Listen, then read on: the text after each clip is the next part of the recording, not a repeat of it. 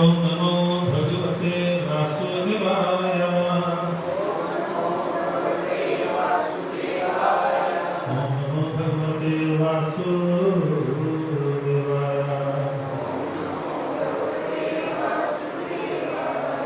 ओम नमो भगवते वासुदेवाय।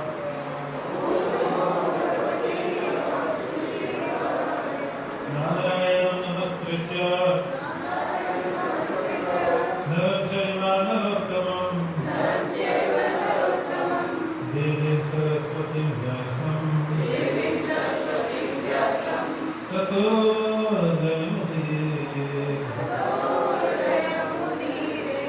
नष्टप्रायेषु भद्रेषु नित्यं भागवत सेवया भगवते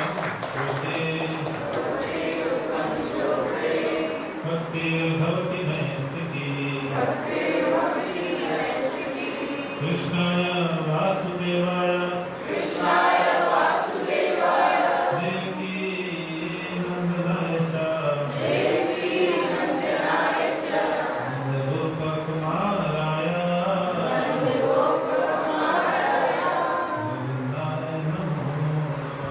गोविन्दाय नमो नमः।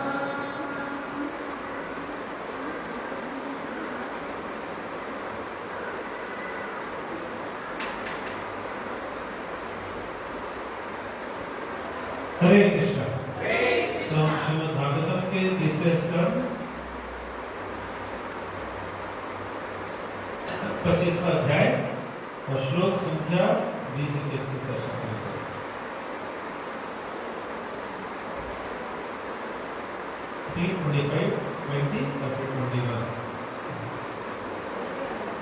तो 20वां श्लोक बोलेंगे। प्रसन्नं मधुरं पाशं बोलिए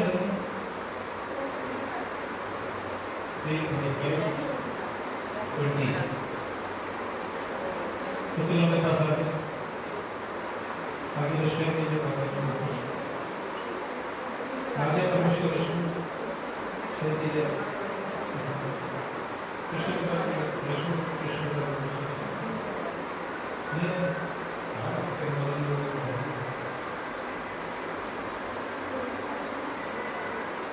आगे आपके पास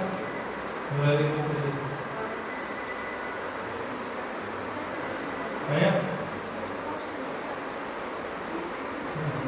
प्रसन्नं मधुरं पाशं आत्मनां कवयोवदो सैव साधुषु कृतो मोक्षद्वारम् अपावृतम् प्रसन्नं मधुरं पाशं आत्मनः कवयोवदो सैव साधुषु कृतो मोक्षद्वारम् अपावृतम् प्रसन्नं मधुरं पाशं आत्मनः कवयोवदो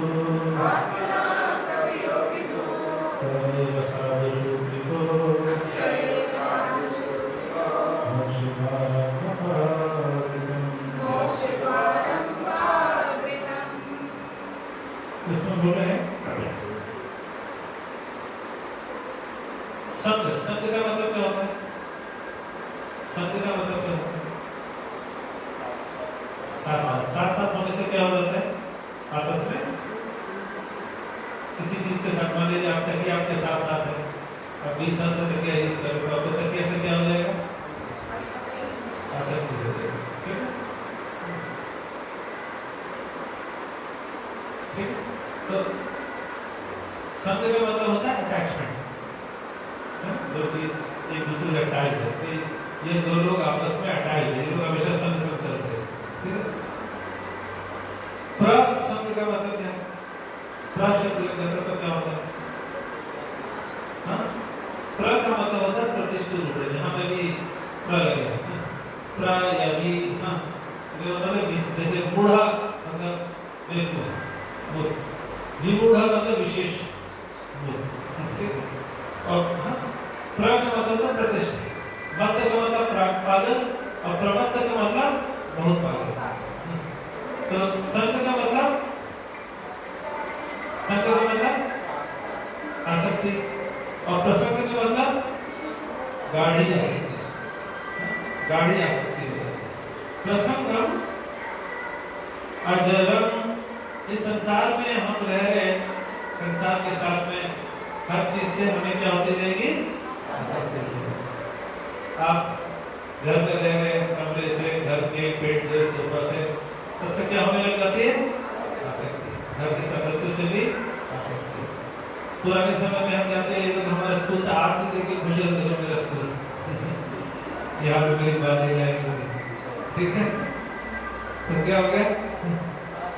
आसक्ति। यहाँ पे बोल रहे थे सब तो प्रसन्न, हाँ, आसक्ति।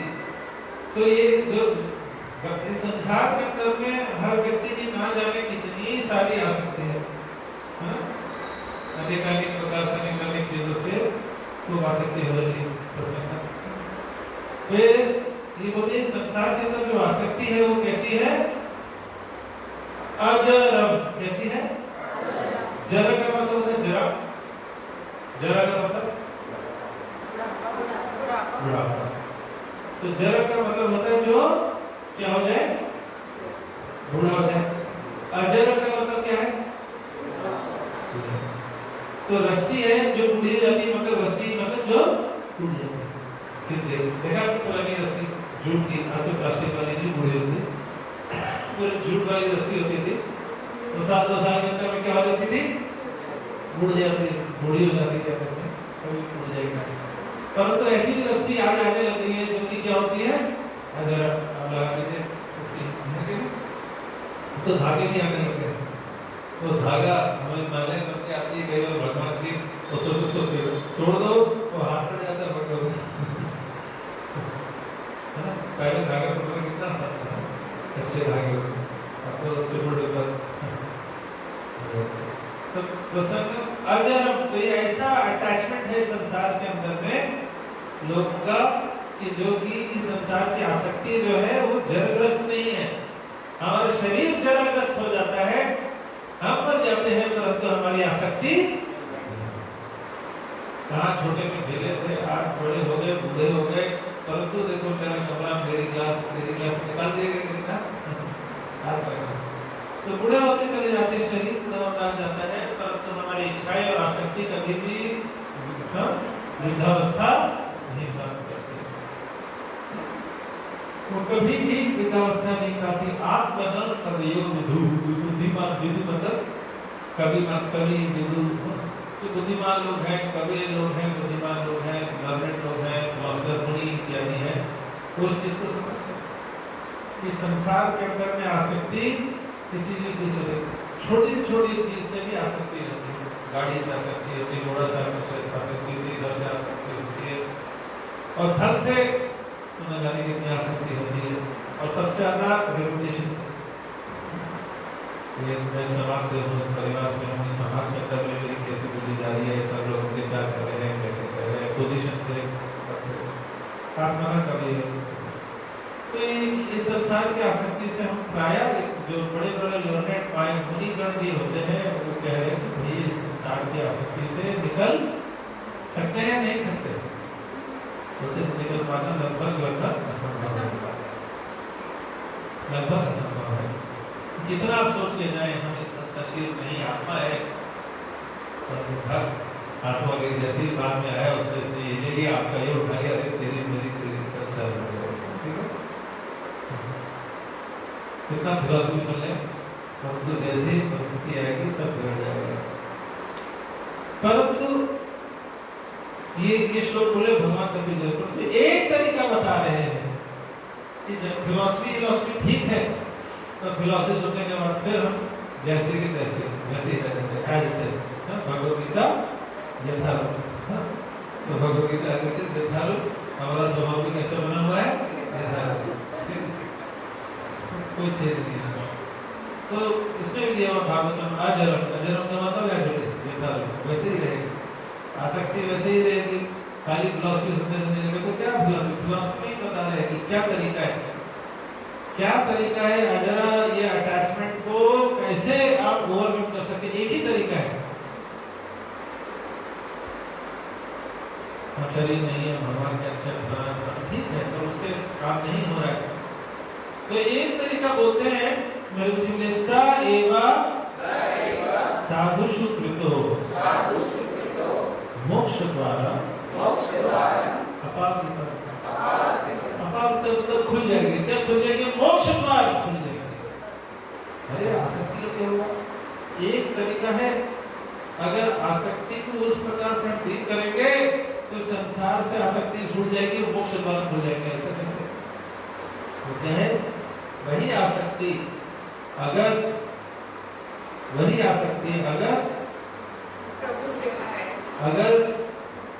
भगवान से भी नहीं मिलेगा, वो बस साधु संत से साधु से हो जाए तो साधु के गुरु के माध्यम से ही किससे होगी? भगवान से आप ट्राई करते रहे, लड्डू गोपाल को ले जाएंगे, रेस्टोरेंट में जाएंगे, दूध चाय पिएंगे, उनको भी पिलाएंगे, ऐसे ही होगा। वो भक्त लेवल की होगी, क्योंकि लड्डू गोपाल तो आप तो बोलेंगे थप्पड़ लगाऊंगा, क्या कर ये सही कर रहे हो नहीं कर रहे हो, कुछ भी अपनी मर्जी करेंगे है। मेरे तो गिरधर गोपाल, दूसरों में कोई बीच में कोई नहीं है। और क्या करके अपनी मर्जी करेंगे और नाम लगाएंगे हम तो गोपाल के मन में मगन है, ऐसी लागी लगन मीरा हो गई मगर नाम लगाएंगे, ठीक है। परंतु भगवान तो हमें पल पल पे बताएंगे नहीं लेफ्ट चलो राइट चलो, ठाकुर जी को नाम हमें जिधर चलना वो चलेंगे, तो नाम किससे लगाएंगे? ठाकुर जी का, ठीक है। जिधर भक्ति करेंगे अपने हिसाब से और नाम किसको लगाएंगे? भगवान का नाम। तो इसीलिए बोलते हैं सा एव साधुषु कृतो मोक्ष। एक ही तरीका है, एक ही तरीका है कि आप इस जंजाल से मुक्त हो सकते हो। जो अटैचमेंट संसार में है वो अटैचमेंट किसके चरणों में लगा दो?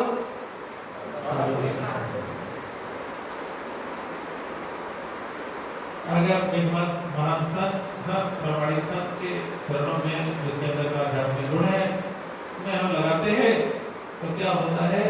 तब हमारे मोक्ष प्राप्त होने शुरू होते हैं।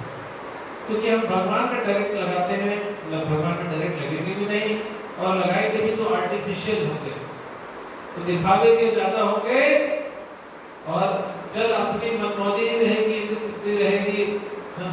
भक्ति के नाम पे भी अपने हिसाब से जाएंगे घूमेंगे, है ना।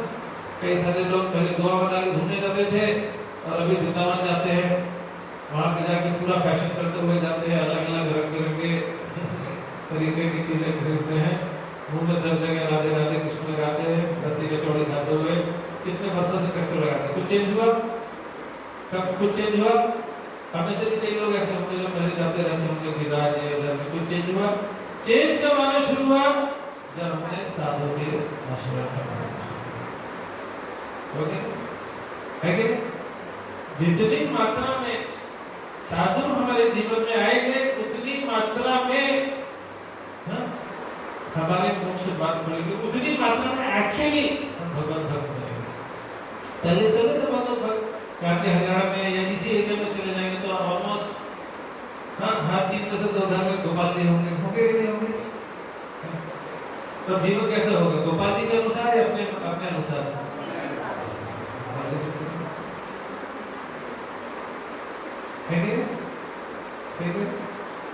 जीवन अपने अनुसार।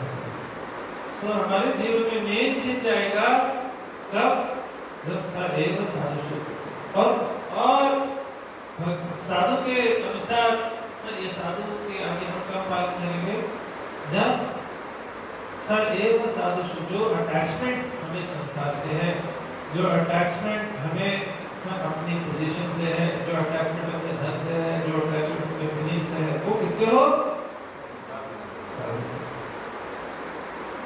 इस वजह से ये कार्य करके हम इसे निकल जाएंगे। तो ये श्लोक का है मेरे पास एक पैराग्राफ उसका पढ़ूंगा बस, हिंदी में है।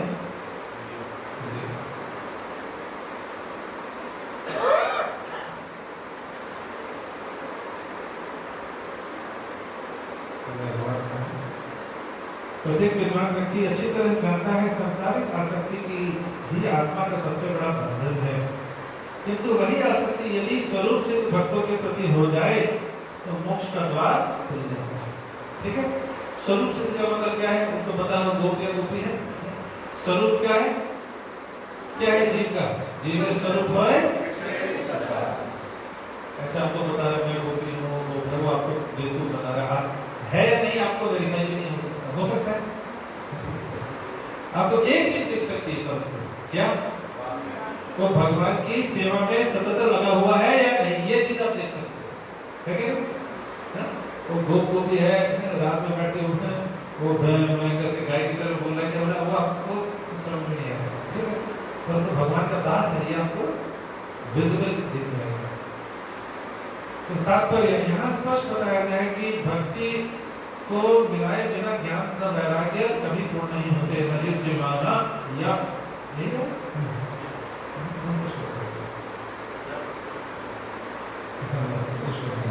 यहाँ पर स्पष्ट कहा गया किसी वस्तु के लिए आसक्ति होना बद्ध जीवन का कारण है, क्योंकि यदि यही आसक्ति अन्य के प्रति हो तो मोक्ष का द्वार खुल जाता है।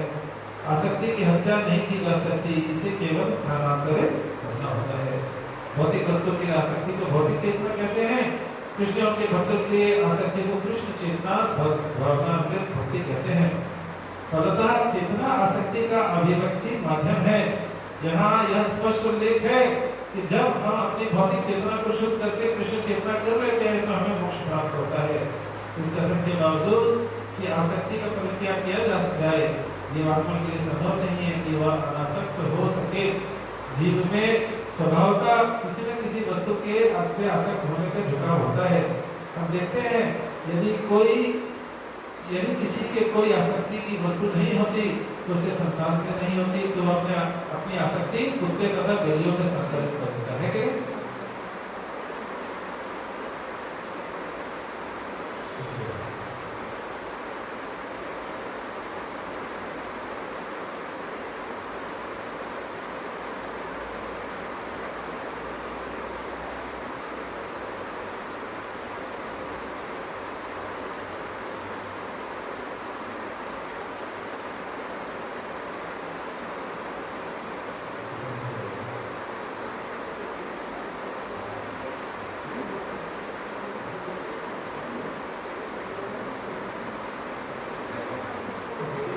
इससे सूचित होता है कि आसक्ति के झुकाव को रोका नहीं जा सकता।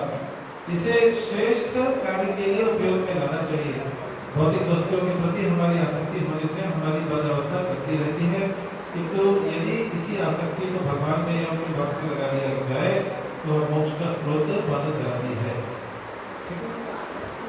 तो आसक्ति हमारे संसार में आसक्ति करने की टेंडेंसी रहेगी। हम ये नहीं कह सकते आज से मैं किसी से आसक्त नहीं, ऐसा कह सकते किसी को किसी से आसक्त। मायावादी लोग, छायावादी लोग कहते नहीं हम आत्मा है, किसी से अटैच नहीं होना। हमने पढ़ दिया है 3 गुणों में नहीं पढ़ता, तो हमने पढ़ दिया 3 गुणों में नहीं पढ़ता तो 3 गुणों में नहीं पढ़ेंगे, ऐसा हो सकता है? केश नहीं करना, काम नहीं करना, सोचने से काम बच जाएगा। द्वेष नहीं करना, बच जाएगा। क्रोध नहीं करना, बच जाएगा। उससे नहीं कर जाएगा, हो गया। बैठिए, क्लास में बैठिए।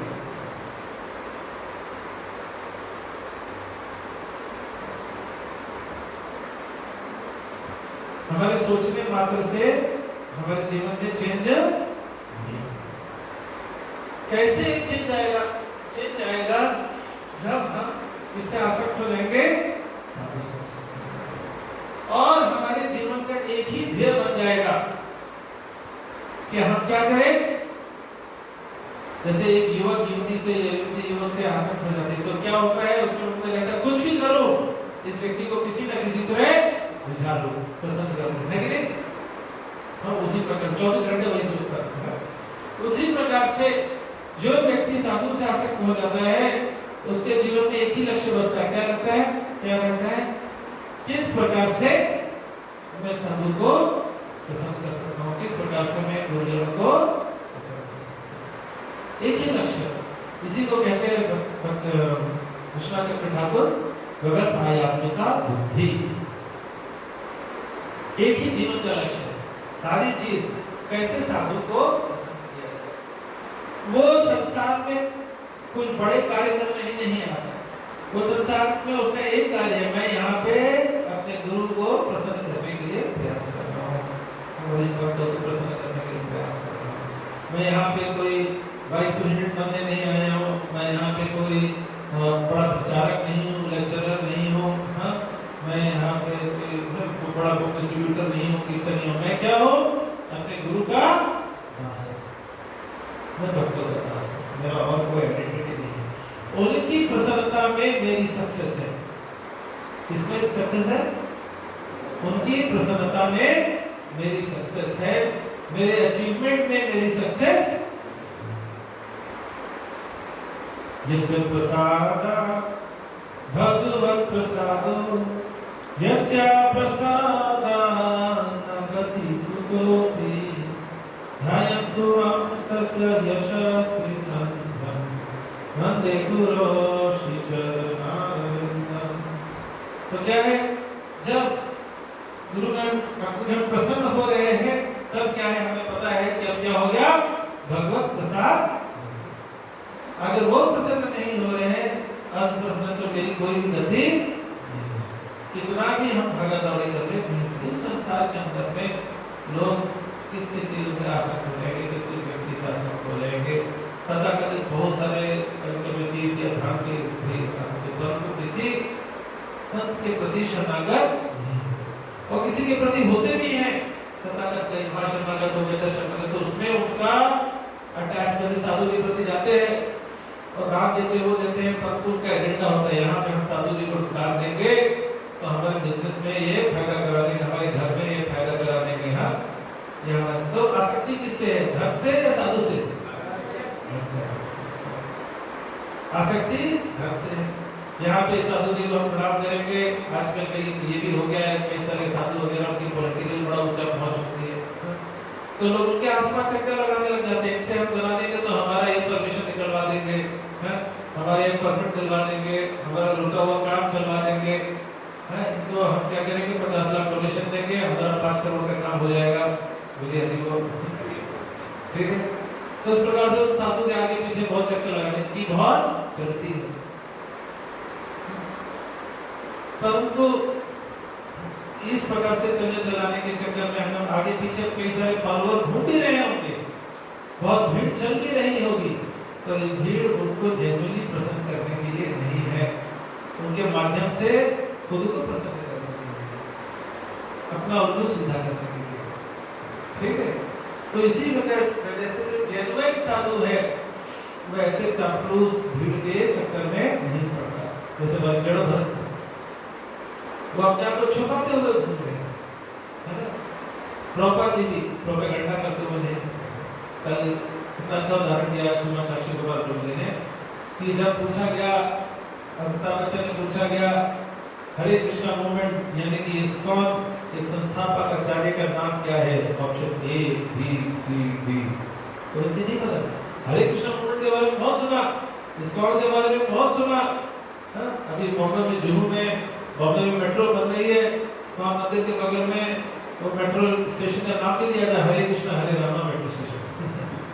ठीक है, तो इस प्रकार से नाम बहुत सुना, हरे कृष्णा आंदोलन, हरे कृष्णा, पर किसी ने किसका नाम नहीं सुना, ज्यादा लोगों ने, बाहर वाले लोगों ने किसका नाम नहीं सुना, प्रभुपाद जी का नाम नहीं सुना। वो कंफ्यूज है इसका नाम बोलेंगे, क्योंकि प्रभुपाद जी ने अपने आप को आगे, तो बुद्धिमान व्यक्ति जो होते हैं वो ऐसे साधु के पास में जाते हैं, उनके अंदर में आध्यात्मिक गुण हो, जो अपने गुरु के सोल्ड आउट सर्वेंट हो, जिनके जीवन का एकमात्र लक्ष्य है कि वो अपने गुरु को प्रसन्न करने में लगे, उनके गुरु अपने गुरु को प्रसन्न करने में लगे, उनके गुरु अपने गुरु ऐसे सीधे भगवान को प्रसन्न करने में लगे। तो वो चेन, वो परंपरा में दीक्षा तो कई लोग लेते हैं, तो कौन है तो उस प्रकार से गाढ़े रूप से अपने गुरु को प्रसन्न करने में लगे। तो श्रील प्रभुपाद भक्ति सिद्धांत ठाकुर के महान शिष्य थे, जिन्होंने अपना सर्वस्व अपने गुरु को प्रसन्न करने में लगाया। और प्रभुपाद जी के प्रति हम देखें कई शिष्य उनके समर्पित हुए, परम पूज्य गोपाल कृष्ण गोस्वामी महाराज, परम पूज्य जयप्रकाश स्वामी महाराज, परम पूज्य भक्तिचारू स्वामी महाराज, परम पूज्य लोकनाथ स्वामी महाराज, कई सारे ऐसे भक्त जो अपना सर्वस्व श्री प्रभुपाद को प्रसन्न करने के लिए लगाए। उनके जीवन में कोई और ध्येय नहीं, हर कार्य जो करते हैं, हर डिसीजन वो लेते हैं, हर बात जो करते हैं, उसके पीछे मुख्य लक्ष्य क्या होता है, प्रभुपाद जी कैसे प्रसन्न हो सकते हैं, ये उनका मुख्य लक्ष्य होता है, कैसे प्रभुपाद जी को प्रसन्न किया जाए। तो क्योंकि उन्होंने अपने जीवन का लक्ष्य लगाया कि प्रभुपाद जी चाहते थे सैन फ्रांसिस्को चले जाओ, चले गए, प्रभुपाद जी चाहते लंदन चले जाओ, चले गए, प्रभुपाद जी ने बोला सड़क में कीर्तन करना, कर लिया, तो प्रभुपाद जी ने बोला इस प्रकार से करो, तुरंत वो अपने आप को वैसे ही मोल्ड कर देते थे, है ना। जैसे प्रभुपाद जी कहते थे वैसा वो अपना जीवन मोल्ड करने के लिए रेडी करते थे। तो जहां से उनका प्रभुपाद जी के प्रति आसक्ति कि कैसे वो अपने जीवन में अपनी प्रायोरिटी नहीं रखे हुए, वो किसकी प्रायोरिटी रखे हुए हैं? प्रभुपाद जी की। प्रभुपाद जी के प्रति आसक्त हैं, उनकी प्रायोरिटी रखे हुए। तो इस प्रकार से आ जाइए, आगे लोग भी ज्यादा सुनना है, आ जाओ हरिकल आदित्यनाथ तो भी भागवत कथा से, तो वो भी आसक्ति रखा होगा। तो क्योंकि उनकी आसक्ति उन अचीवमेंट से नहीं थी, उनकी आसक्ति वहाँ प्रोपेगेंडा, उनकी आसक्ति किससे थी? प्रभुपाद जी से। तो जैसे ही प्रभुपाद जी बोलते थे ये कर लो, तुरंत करने के लिए सोचिए उस जमाने में विदेश में रहते थे, क्या लग्जरी, क्या कंफर्ट, और जब भारत में आए उसमें कोई किले बिस्लरी ये सब बोतल नहीं होती थी। यहाँ पे पानी पी पी के उनको हाइड्रोथेरा, टाइफाइड, डिसेंट्री और मच्छर काट काट के मलेरिया। लंदन में प्रभुपाद जी थे, तो लंदन में वहाँ पे मच्छर इत्यादि ना बराबर ही रहते नहीं होते। तो वहाँ पे बैठे हुए थे प्रभुपाद जी, और एक ग्रुप में एक मच्छर था, तो एक ही मच्छर था। मच्छर आया प्रभुपाद जी के चारों तरफ घुमा, पर प्रभुपाद जी में नहीं बैठा। वो अन्य किस भक्त के ऊपर बैठे, उसने उठाया, उड़ाया। प्रभुपाद जी कन्वर्सेशन कर रहे थे, फिर उड़ के दूसरे भक्त पे बैठा, फिर तीसरे पे बैठा। एक भक्त बोली पड़ा, श्रील प्रभुपाद, यह मच्छर भी, यहाँ हम देखते हैं मच्छर भी शुद्ध भक्त के ऊपर में कभी आक्रमण नहीं करता। प्रभुपाद जी ने बोला, लंदन में हो सकता है नहीं करते हो, पर कलकत्ता में वैसा भेदभाव नहीं करते।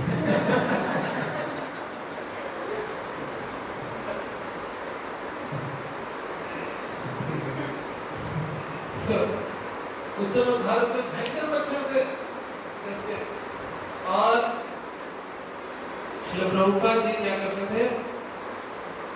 प्रभुपाद जी के शिष्यों के बीच में आकर, जहाँ पे एक मच्छर बड़ी मुश्किल से आ जाते थे, एक कमरे में 50 लोग और एक मच्छर, ठीक है, वो लोग मच्छरों के झुंड में, आपको आइडिया नहीं, जब मैं मायापुर पहली बार, तो आप लोग गए होंगे, बढ़िया सा रूम में लगा, पहली बार जब मायापुर गए थे, हमें याद है, क्या बोला जा सकता है, अगर कोई पक्ष सोता था तो उसके ऊपर कोई काली एक लेयर लग जाती थी, इतने मच्छर होते थे, भयंकर मच्छर होते थे, हल्के फुल्के नहीं, भयंकर, कस के धुआं निकालना होगा। और मच्छरदानी के अंदर में घुसने में लगभग 50 मच्छर साथ में घुसते थे, और मच्छरदानी से किसी हिस्से से हमारा हाथ है कुछ लग गया, तो सुबह के उतना पूरा हिस्सा लाल लाल हो गया, भयंकर मच्छर, बहुत अच्छा हो वहाँ पर। तो हम तो सन 2000 के दशक के मध्य में गए, तो जो लोग 1970s में आए थे, वो भी विदेश से, उनको कैसे रहना पड़ा।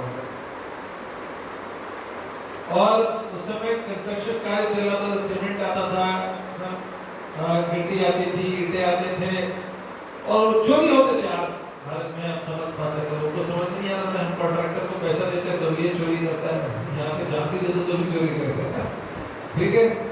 तो आप क्या करें, उनकी रक्षा करने के लिए ये लोग उसी गिट्टी के ऊपर, बजरी के ऊपर सो जाते थे।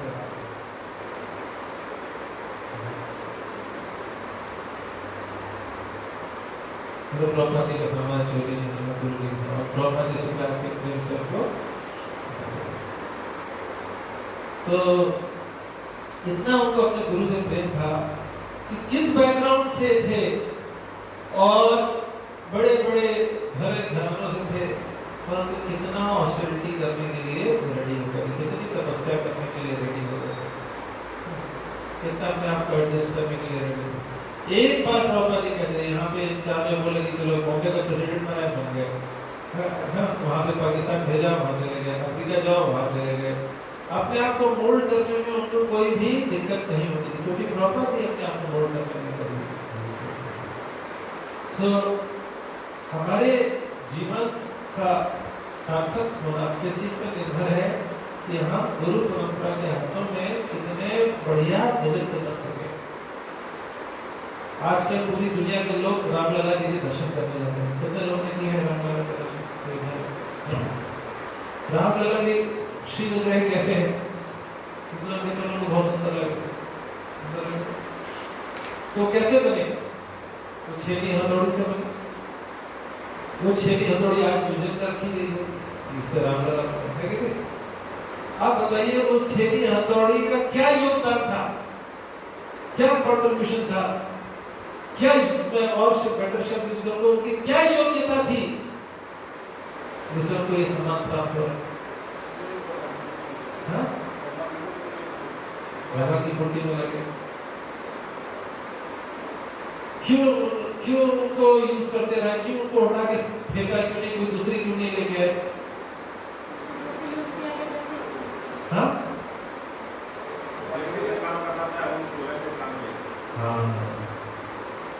क्योंकि उन्होंने अपने आप को मूर्तिकार के प्रति पूर्ण समर्पित। बीच में उन्होंने कभी मूर्तिकार से ये नहीं कहा अरे इधर ढोको इधर फेंको, उधर वो बनना ना इधर का डिजाइन रहेगा।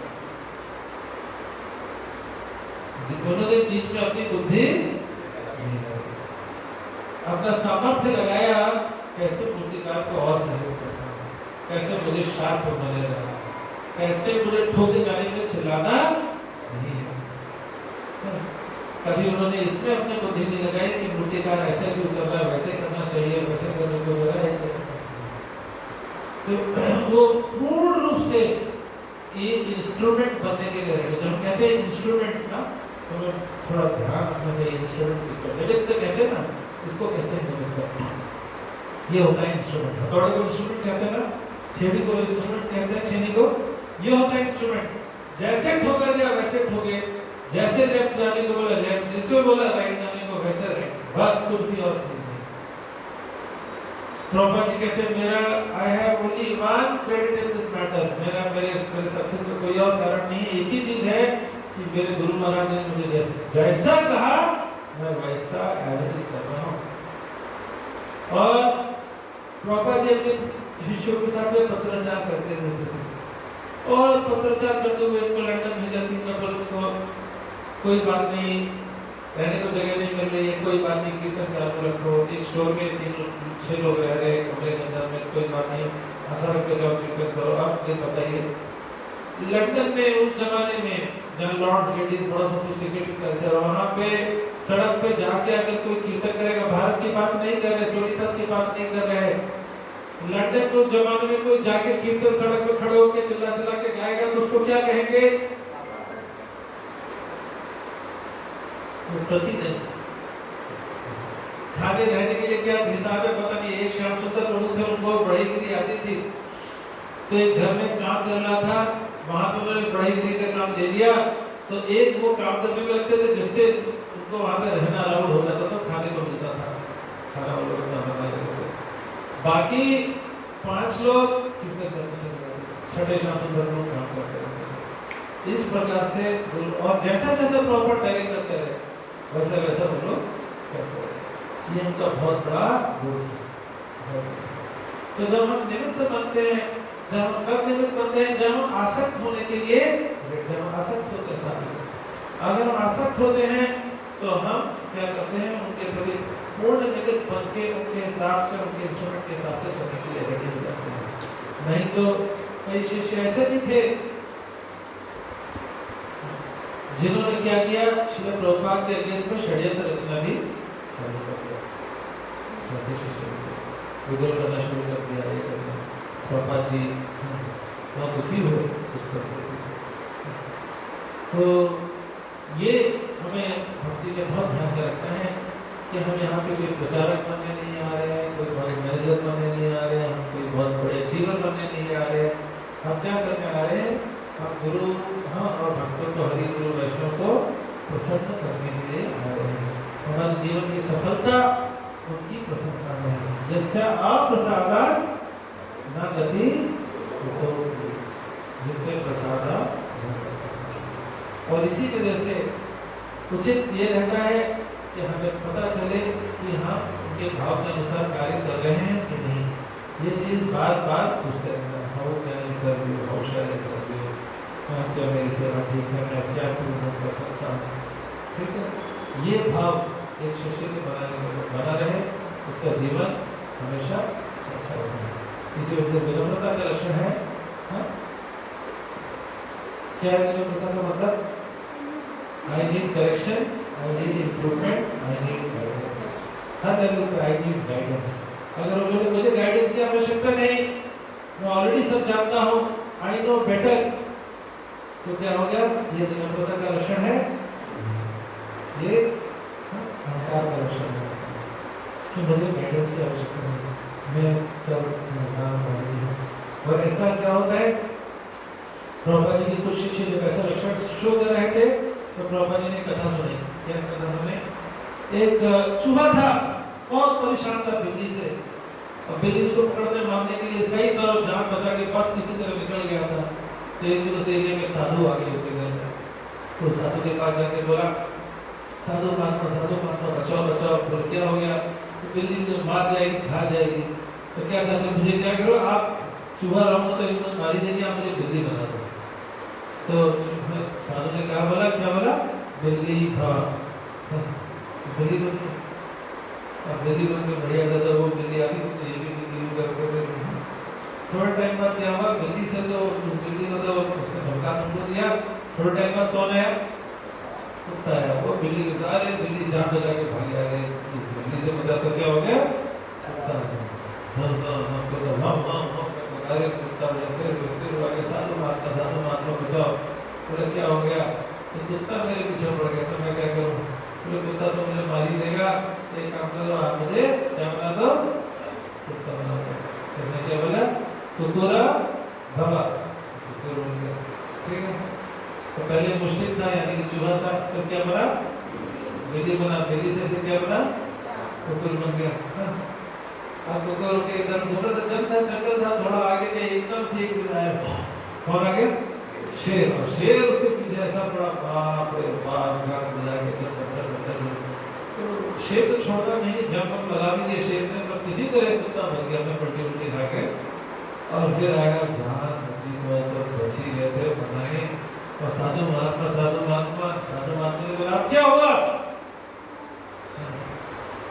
क्या हुआ? अरे कि भाई वो शेर कुत्ता बना, तो शेर आ जा रहा है, सिंह आ जा रहा है, और सिंह मुझे मार देगा तो मैं क्या करूं? तो मुझे कुकुर ना रह के सिंह बना दो।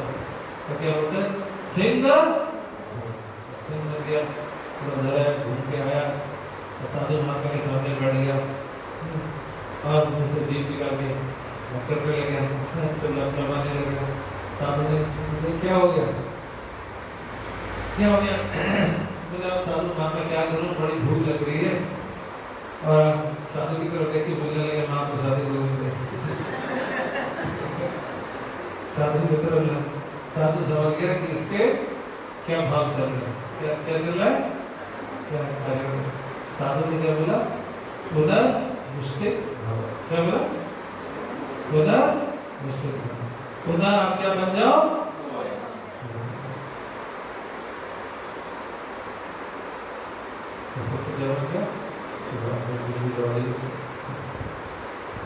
तो ये आध्यात्मिक जीवन में बहुत अलग है कि हम हमारे जीवन में भक्तिविनोद ठाकुर कहते हैं, कबे है कृपा लभियाए जाना कृतार्था होई लोनाथा शक्ति बुद्धिहीना আমি অতি दीना करो मोरे आत्मसाखा। तो बोलते हैं शक्ति बुद्धि ही नहीं, भगवान हे गुरुदेव मैं शक्ति नहीं है, मेरे अंदर बुद्धि है। कौन बोल रहा है? भक्तिविनोद ठाकुर मजिस्ट्रेट। और जिन्होंने चंद्रमा का जन्मस्थान खोजा, मैं शक्ति बुद्धि ही ना आमी अति दीना करो मोरा आत्मसाखा। फिर आगे क्या बोलते हैं? योग्यता विचारे किछु नहीं पाई। आगे क्या? आगे क्या? तुम्हारा करुणा सारा कि मेरी कोई योग्यता नहीं है, मैं आज जो भी करने में लेश मात्र भी समर्थ हो, तो क्या है, तुम्हारा करुणा सारा। आज लोग मेरे को बोल रहे हैं, अरे वाह क्या कीर्तन गाते हो, अरे में क्या होता, बाथरूम में फिल्मों के गाने गाता रहता था, ठंडे ठंडे पानी से नहाना चाहिए, और आज मैं कीर्तन गा रहा हूँ, माइक पकड़ रहा हूँ पीछे में, अपने घर में बोलता था, मेरी पत्नी तक बोल देती चुप करो, शोर मत करो, आज मैं कीर्तन माइक पकड़ता हूँ, पीछे 100 लोग आते हैं, 20-25 लोग आते हैं, मेरी योग्यता क्या थी, मैं तो काम वासना पे आधारित गाने गा गा के अपने दर्द की तरफ भ्रमण कर रहा था। ठीक है, आप तो बहुत अच्छा मैनेज करते हैं, बहुत कार्य करते हैं, क्या मैनेज कर रहा था इस संसार में, कुछ प्रधान चीजें मैनेज कर रहा था, बिजनेस मैनेज कर रहा था, जॉब मैनेज कर रहा था, बिजनेस मैनेज कर रहा था, ये सब मैनेज कर रहा था, कहाँ जा रहा था, धर्म की तरफ। आज मुझे अगर किसी से थोड़ा सा भी अगर मैं शुद्ध सेवा में लग पा रहा हूँ तो हमारी योग्यता नहीं है। एक चाकू जो गैंगस्टर के पास लगा हुआ था, उसको उठा के अगर धो के भगवान की सेवा में लगा दिया जाए तो चाकू की योग्यता नहीं है चाकू लगाने का। एक प्रभुपाद के शिष्य है वैशिष्य का प्रभु, ये देश में बुक डिस्ट्रीब्यूशन करते थे, बहुत समाधित भक्त हैं, वर्षों से बुक डिस्ट्रीब्यूशन करते हैं। तो एक बार एक नशेड़ी, और बुक्स देते हैं लोग, एक बार एक नशेड़ी मिल गया, उसको बुक्स लो लो लो हो गया, पर उनको एंड में बोला मेरे पास कुछ है नहीं देने को, बोलो कुछ तो होगा, दो भगवान के लिए। उसने एक लाइटर निकाला, मेरे पास एक लाइटर है, तो उससे क्या करता था, स्मोकिंग करता था। और वशिष्ठ का प्रभु बोले चलो लाइटर दो, कुछ भी दो भगवान के लिए। वो लाइटर लेके आए और क्या किया, उस लाइटर को गंगा जी यमुना जल से उसको साफ किया, खुद रगड़ के उस लाइटर को साफ करके अगले दिन जब पीटी वर्षिप करने गए तो वो लाइटर लेके गए, उसे भगवान का दीप दिला के भगवान को दिखाया। और आपको धर्म का हर्ष होगा, आगे चल के वो नशेड़ी भक्त बन गए। कैसे? क्योंकि किसकी कृपा, उसकी योग्यता थी, कोई किसकी योग्यता थी,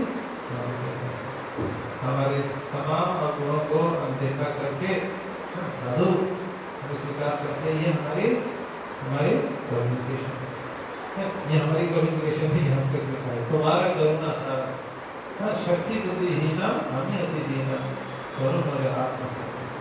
तो इसी वजह से अगर हम ये चीज समझ जाए कि मेरे अंदर में कोई योग्यता नहीं, एकमात्र योग्यता है कि साधु ने हमें स्वीकार किया हुआ है, हम इस्तेमाल यूज कर रहे हैं, इसी वजह से आज हमें कोई वाइस प्रेसिडेंट कह रहा है, कोई प्रणाम कर रहा है, कोई माला पहना रहा है, कोई प्रसाद दे रहा है, तो ये सब मुझे नहीं दे रहे हैं, सब किसको दे रहे हैं, मेरे गुरु जी को दे रहे हैं, मेरे वरिष्ठ को दे रहे हैं, वो मैं इसका योग्य नहीं हूँ। जब शुगर प्रॉब्लम वेस्ट में गए, चुपचाप बढ़ जाते थे, चादर पे टुकड़ा रख के लेक्चर करते थे, थोड़े टाइम बाद जब भक्त लोग सीरियस हो गए, उनके दीक्षा भी हो गया, अभी तो प्रसन्न में नहीं आता, पूरा कल्चर संस्कृति नहीं जाते, फिर उन्होंने कहीं भी पुरानी फोटो देखी, भक्ति सिद्धांत महाराज की फोटो देखी, जितना हमको समझा रहे व्यासासन होता है, उसके खोलने के लिए ये होता है। तब उन्होंने बोला स्वामी जी क्या हम आपके लिए व्यासासन बना सकते हैं? प्रभुपाद जी ने बोला हाँ ये शिष्टाचार है, बना सकते हो। तब भक्तों ने बड़ा सुंदर सा बड़ा विशाल व्यासासन बनाया, अच्छा सा बड़ा सा व्यासासन बनाया कैसे। और जब प्रभुपाद जी को सरप्राइज दिया, प्रभुपाद जी आए और जैसे ही प्रवचन देने आए, प्रभुपाद जी आज आपके लिए बैठने का स्थान होगा। प्रभुपाद जी ने देखा, प्रभुपाद जी बहुत पसंद हुए भक्तों को, तो प्रभुपाद जी के क्या हो गए, आंखों में पूरे आंसू आ गए। प्रभुपाद जी ने प्रणाम किया, बोला I am not qualified to sit upon this, मैं इस पे बैठने के योग्य नहीं हूँ, but I will accept this on behalf of my guru Maharaj, क्योंकि गुरु महाराज के बिहाफ पे इसको स्वीकार करता है। तो कैसे श्रील प्रभुपाद जो इतना उन्होंने क्या नहीं किया प्रभुपाद जी ने, और तभी उनको जो ऑफर कर रहे वो बोले ये कि मैं इसके योग्य नहीं हूँ, मेरे गुरु महाराज के बिहार में उसको स्वीकार कर रहा हूँ। उसी प्रकार से हम भी अपने जीवन में हमेशा अगर ये भावना बनाए रखेंगे कि हम गुरुजनों का, भक्तजनों के हम क्या है, दास है या दासी है, उनके निमित्त है, इंस्ट्रूमेंट है, और जो भी हमारे हमें ऑनर और जो अप्लॉज जो भी मिल रहा है, हम अपने लिए वो उन्हीं को मिल रहा है, हम उनके बिहार पे लेके उनको दे रहे हैं, माध्यम में और कुछ नहीं है। जिस दिन हम ट्रांसपेरेंट माध्यम होने से, जैसे आपका चश्मा है, चश्मा यूज करते हैं, हमारे परमेश्वर कृष्ण चश्मा लगाए कि नहीं लगाए, और कई बार होता है चश्मा ज्यादा लंबा यूज करते करते उसका स्क्रैच पड़ जाता है ना, दिखना कम हो जाता है, फिर क्या करते हैं, चश्मे के ग्लास को चेंज करते हैं।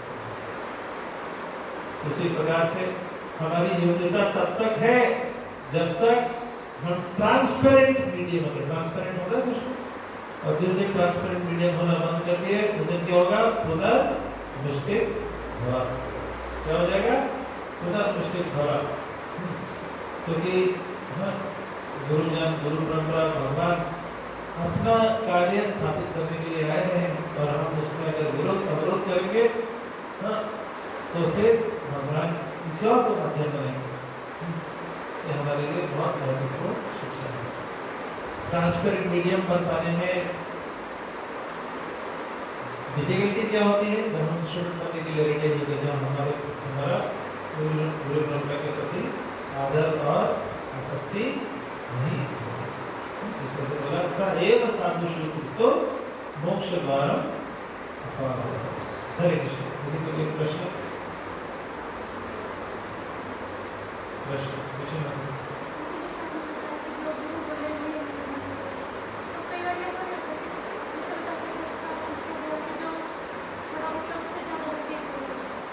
तो तीन कैटेगरी के शिष्य है कि तीसरा कैटेगरी, पहला कैटेगरी है जो गुरु के मनोभाव को समझता है, उनके बिना बोले ही सब करता है।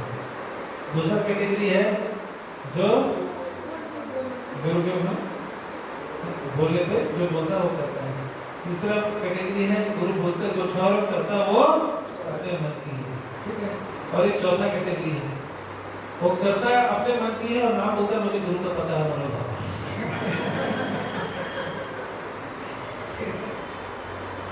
तो हमारे लेवल पे हमें रूप गोस्वामी की तरह श्री चैतन्य मनोभ्रष्ट नहीं सोचना चाहिए। हमारे लेवल पे ये है कि जो गुरु ने बोला है वो हम करते, कोई कंफ्यूजन हो तो क्या कर ले, तो ध्यान में गुरु महाराज ने बहुत एग्जाम्पल देते इसलिए वाला करेगा अपने महाराज परेशान, महाराज कभी कभी बोलते these are not disciples, these are animals। कुछ शिष्य थे अपनी मान के कहते these are not disciples, these are animals।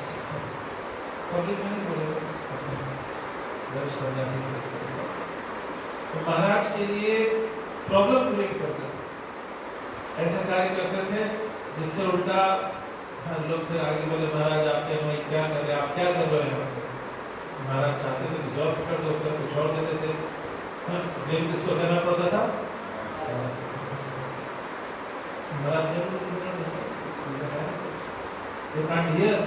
बोल रहे कुछ सुनाई नहीं पड़ता, अब तो क्या डिसाइड करके अपने मन की।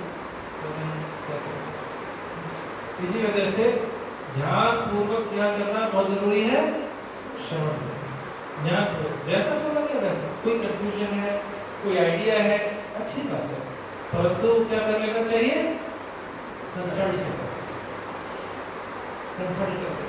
आपको नहीं पता उनके मन के अनुसार है नहीं है, आप अलग करेंगे, ज्यादा अलग करेंगे तो क्या हो जाएगा, थोड़े टाइम में खुदा मुश्किल होगा।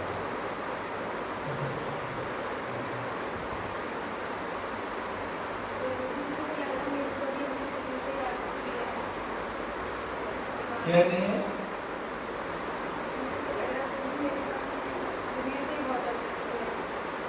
शरीर से आसक्ति, आप सोच के मैं शरीर से आसक्ति हटाना चाहती हूँ, हट जाओ, हट जाएगी, ऐसे नहीं।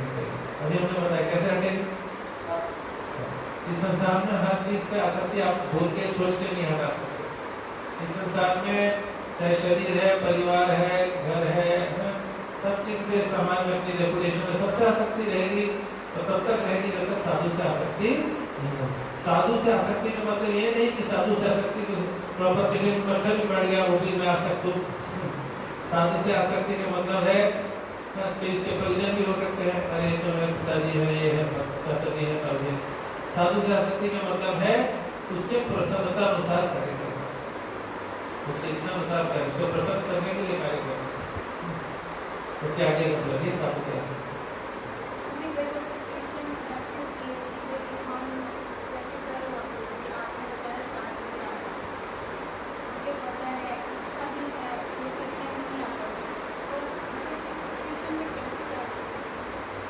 तो इंडिविजुअल डिस्कशन, इंडिविजुअल अलग से परिस्थिति डिस्कस कर सकते हैं, इंडिविजुअल परिस्थिति क्या है, क्या ठीक है।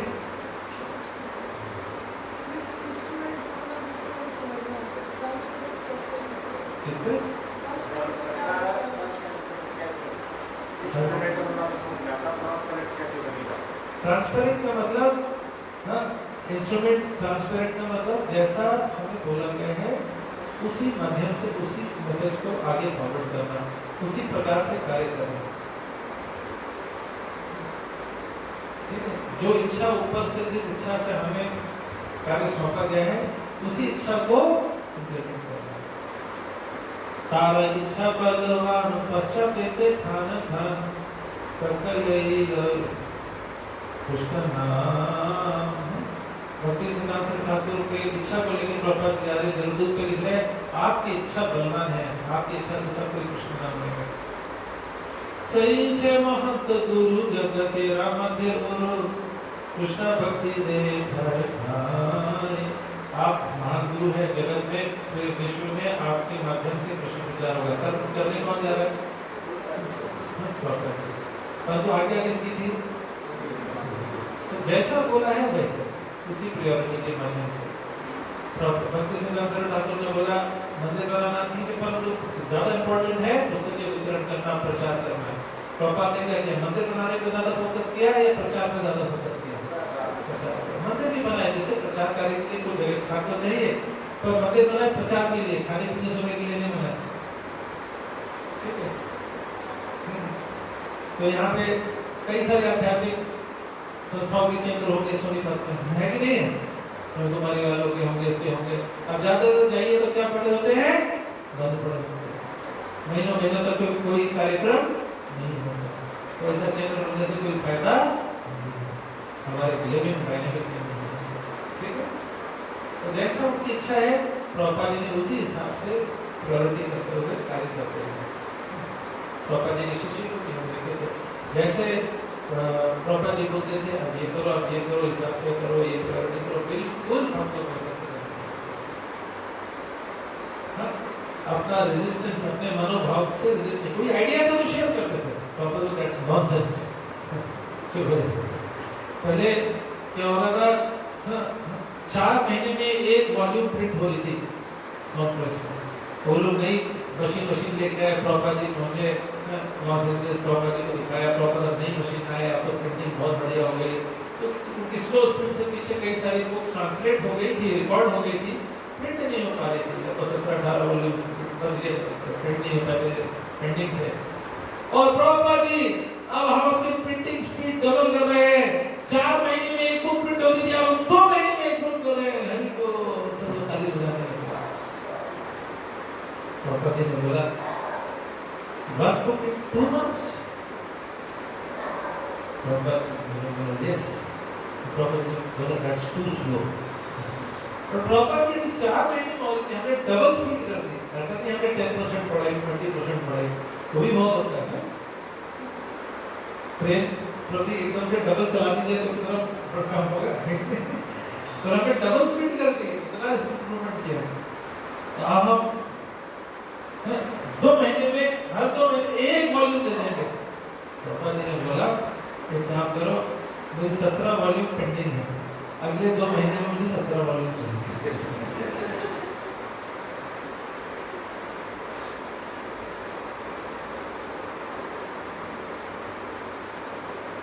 रामेश्वर गुरु, राधा वल्लभ गुरु, इम्पॉसिबल, असंभव है। प्रॉपर्टी में छड़ी ली, मॉर्निंग वॉक का चला था, जमीन पर गाड़ी और बोला impossible is a word in fools dictionary. मूर्ख व्यक्ति के शब्द कोश में ये असंभव शब्द होता है, मेरी कोशिश ऐसा बोल के सारे प्रॉपर के आगे चल गए और सारे पता है कहो ये तो करना ही है। प्रॉपर की जो पूरी कमी है उसका ऐसे लगा हमारा आध्यात्मिक अस्तित्व खतरे में आ गया।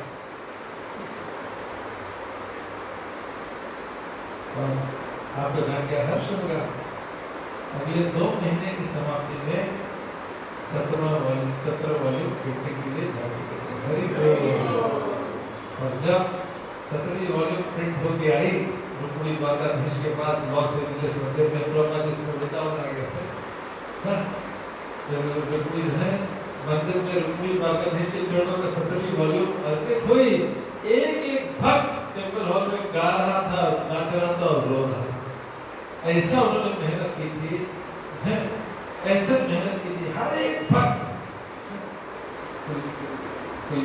किसी को सोने खाने पीने का तो पता ही नहीं लगा, हर व्यक्ति पूर्ण समाधि में होके एक ही लक्ष्य था उनके जीवन का, कैसे 17 वॉल्यूम 2 महीने के अंदर छापी जाए।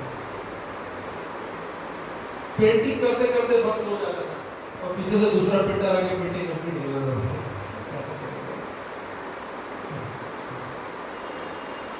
खाते खाते प्रसाद पूरा रख के सो गए।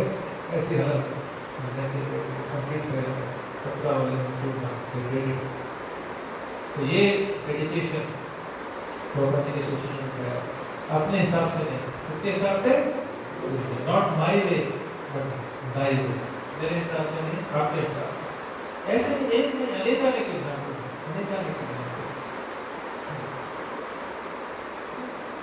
कैसे अपना सब अपनी सारी प्रायोरिटी वो अपनी सेवा कर रहे थे।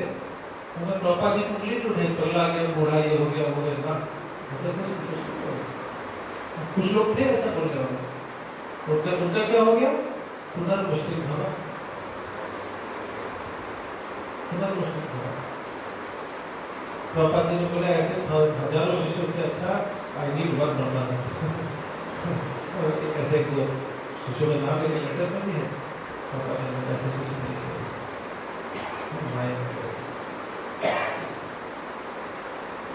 अपने आप को ज्यादा स्मार्ट समझते।